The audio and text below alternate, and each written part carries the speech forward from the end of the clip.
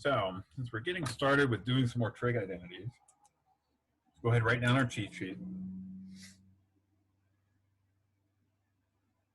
Our quick reference sheet. Always write down the reference triangles. Draw them to scale.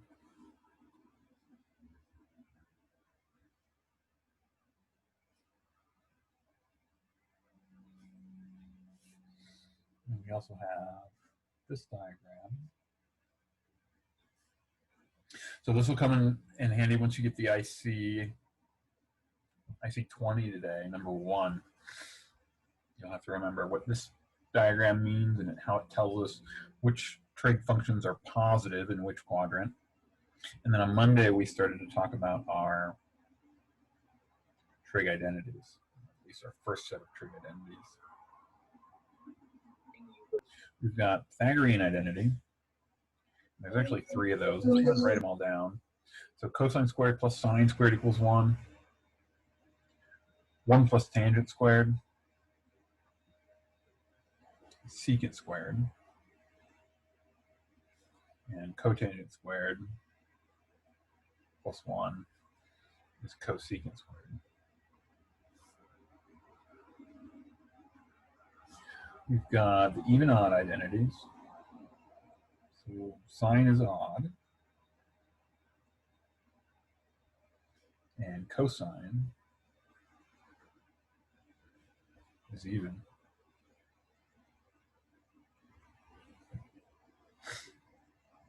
And from those, we can derive the rest of the even odd identities. So those are the only ones I'm going to add for that. And likewise with the cofunction identities. I'm just going to write down one of them.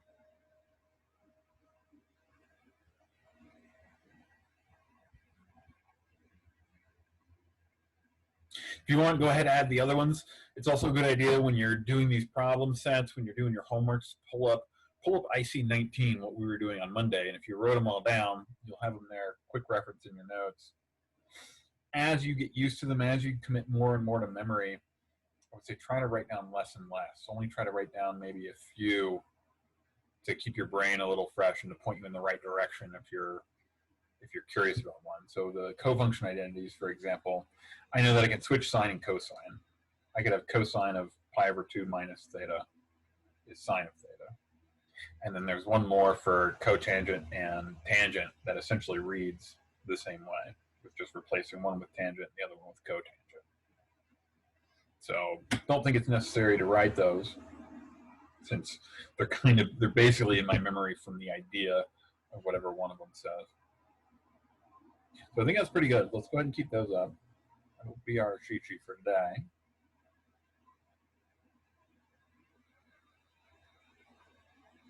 Let's do some examples. So the first thing I want to talk about is this difference of squares that appears. So let's actually try to keep some of that on the screen.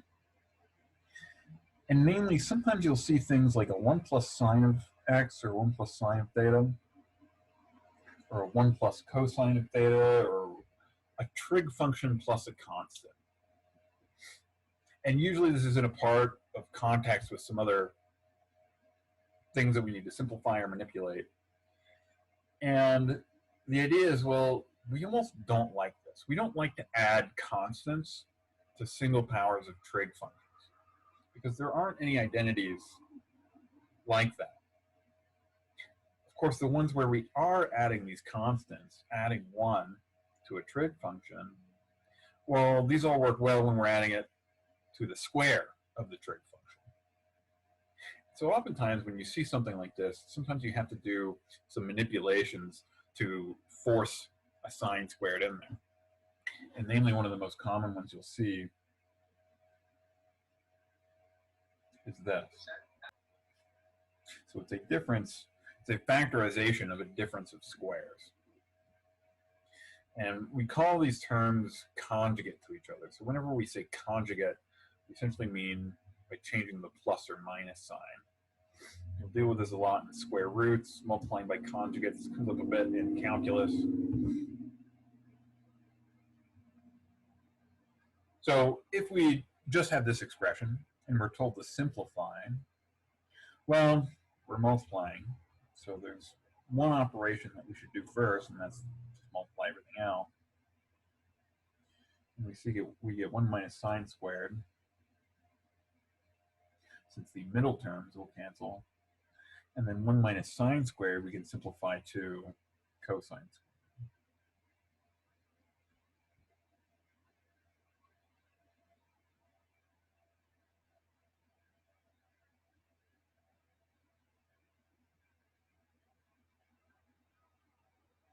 So how might this come up?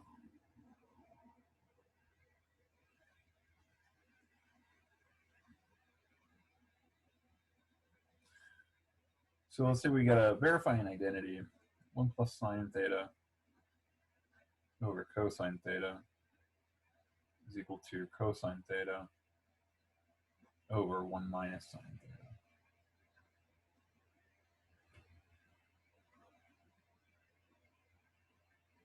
So since we're verifying the identity, let's start with one side. And this can be a tricky one. I don't know I think you guys might have to do something similar to this, either on a web assign or on a written homework.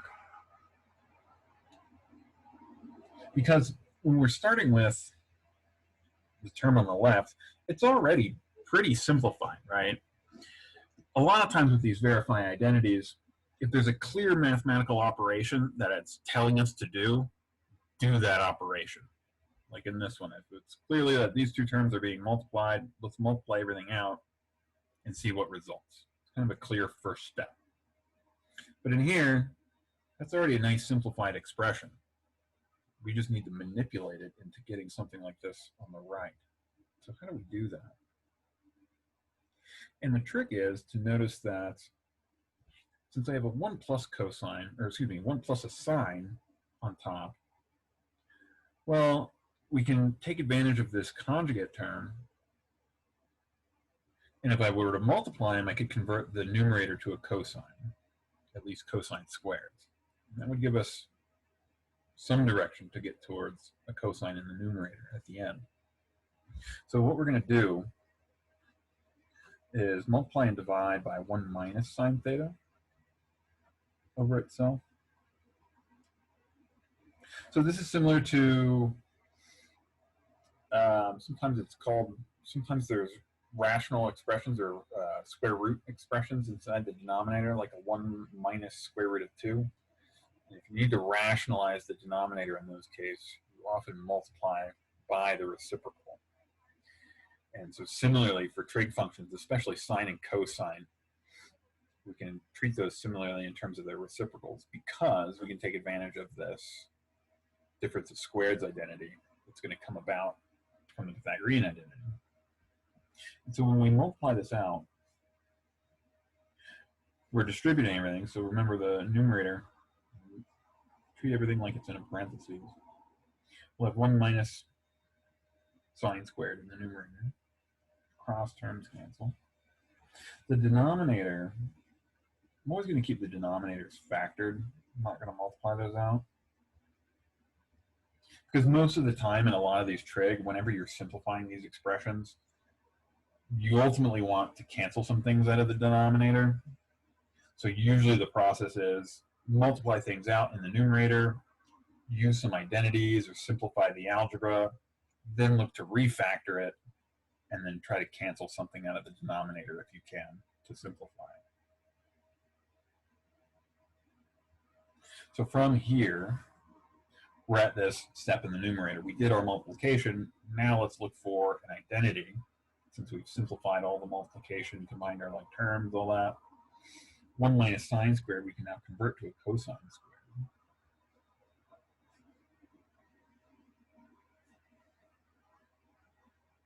So minus here.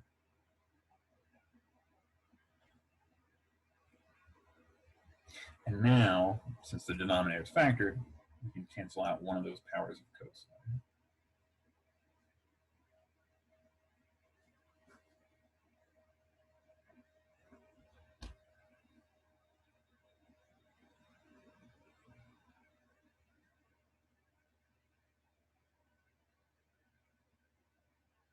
Everyone see that?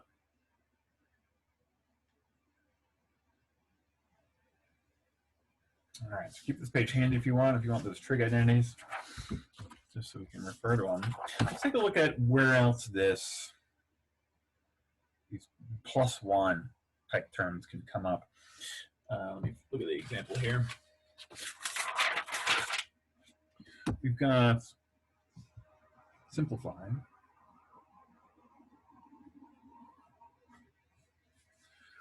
One plus sine theta over cosine theta plus cosine theta over 1 plus sine theta. So it looks very similar to that last problem we did, except instead now we're not given the solution. We don't know where we need to end up. We need to simplify. And usually with this problem, if the problem statement is just to simplify, you can kind of expect that the problem we're given is more complicated than what it should be. Meaning there's some mathematical operations involved that we just do those operations first. So this, again, comes up quite a bit in calculus, these types of skills.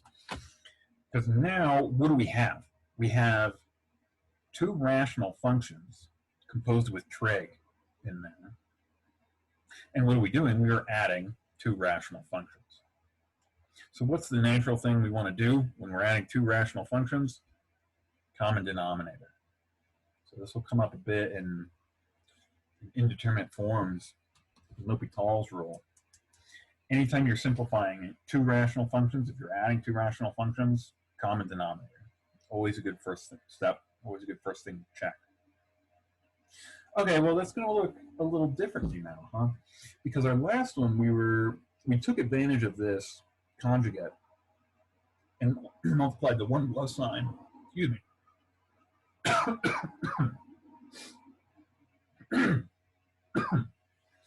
And we multiplied the 1 plus a sign times a 1 minus sign.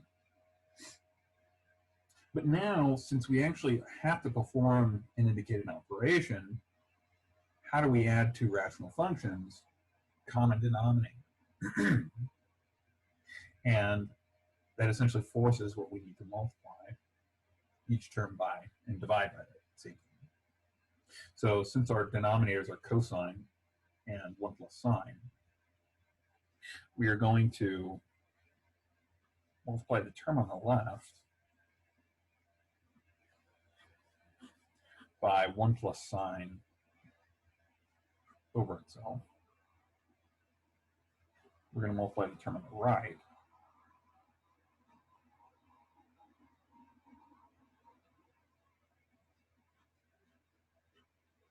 by cosine over itself.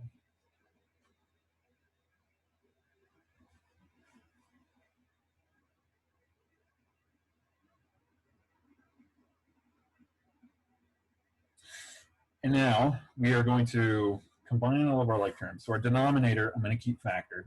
Cosine of theta times 1 plus sine of theta is going to be the denominator. And now, unfortunately, our numerator is going to be a little bit more complicated. But, so what's going to happen if I multiply these two terms out? And remember, we got to FOIL them.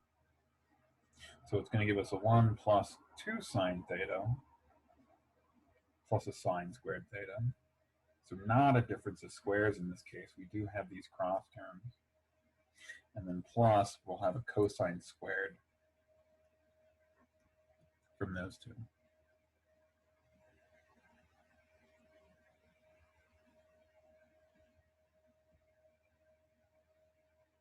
So how did that help us? Well, does it look more simple? Maybe not quite yet.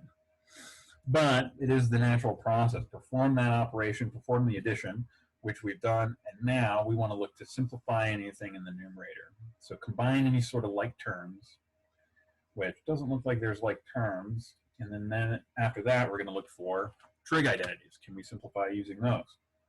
And we see that we have a sine squared plus a cosine squared.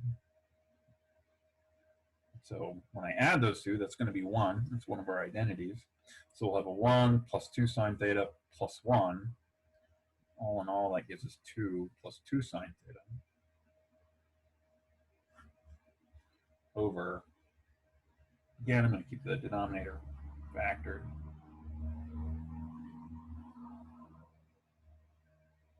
And now what do we want to do? Once we've simplified the algebra, simplified using trig identities in the numerator, now look to refactor the numerator. And so we can factor out a 2.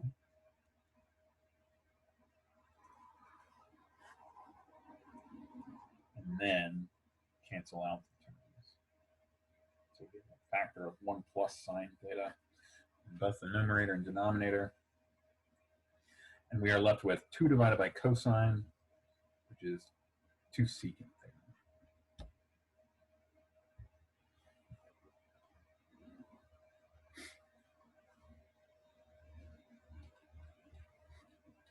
So this one, we didn't use the conjugate terms, this difference of squares multiplication, to mess around with these 1 plus signs that appear. But by the natural processes, we still at least squared out that entire term by itself. So we ended up with a 1 plus sign times a 1 plus sign. And at least in that case, it was good enough because it got us a sine, 1 power of sine squared. And then luckily some of the other terms involved also had a cosine squared, so that enabled us to take advantage of those Pythagorean identities. So just another way you can deal with those. Again, we really don't like the 1 plus sign by itself. It's better if it's 1 minus a sine squared or 1 plus a tangent squared, because then we can take advantage of those Pythagorean identities. So sometimes you got to do a little bit of algebraic manipulation to almost force an extra squared term in there, whether it's multiplying by the conjugate or squaring the term by some of the natural operations that are involved in the problem-solving process. All right, so let's do one more.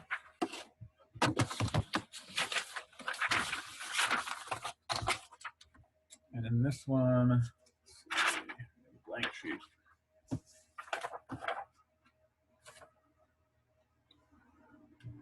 Another verify problem. So we want to show that 1 plus cotangent alpha squared minus 2 cotangent alpha is 1 over 1 minus cosine 1 plus cosine. So what's going on in this problem? So some things we want to look for. On Monday, we were talking about sometimes it's helpful to look for the diversity of functions. How many different types of functions are we seeing? On the left, we only see cotangents, and on the right, we see cosines. So something's a little weird with that, meaning that at some point in time in the process of this verification, we're going to have to convert things in terms of cosine and sine, likely, since we want to end up with cosines. Cosines and sines are easy to change back and forth from that main Pythagorean.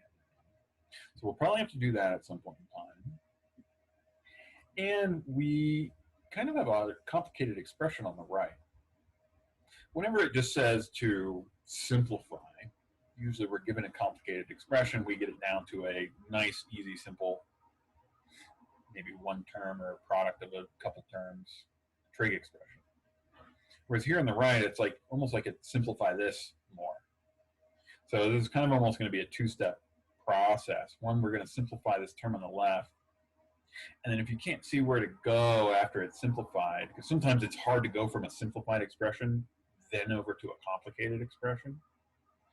So it can help to maybe work from the right and do some scratch work if you want to do the steps out and see how you would have to do those in reverse to get from like the left side to the right. So we'll talk about that when we get to it. First step though, when we have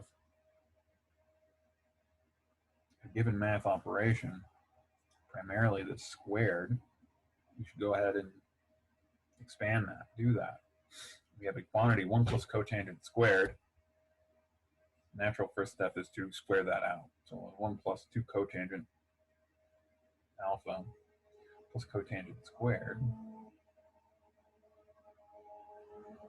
And then we're still subtracting off 2 cotangent alpha.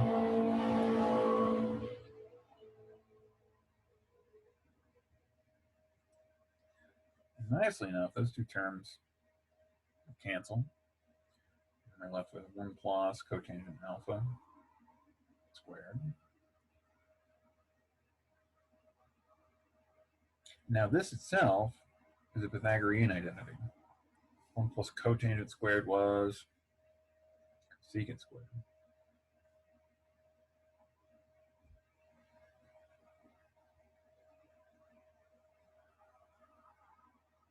Well, this is kind of where we might get stuck. Cosecant squared is a simplified expression. There's not much more concise we can get than that. But now we got to end up with something like this. So I need to end up with cosines. So how do we get there? And as I was saying, one thing we could do, I could take this guy and then multiply it out and see what steps I can take for this guy to get here, and then write those steps out in reverse.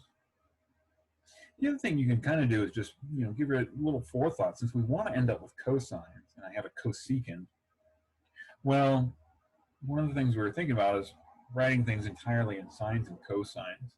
So cosecant at least is 1 divided by sine squared.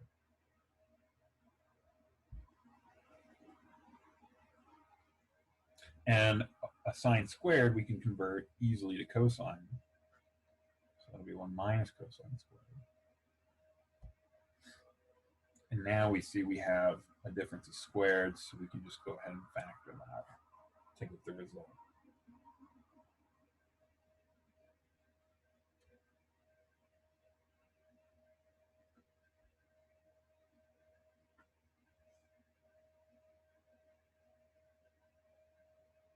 And so if we had started with this guy,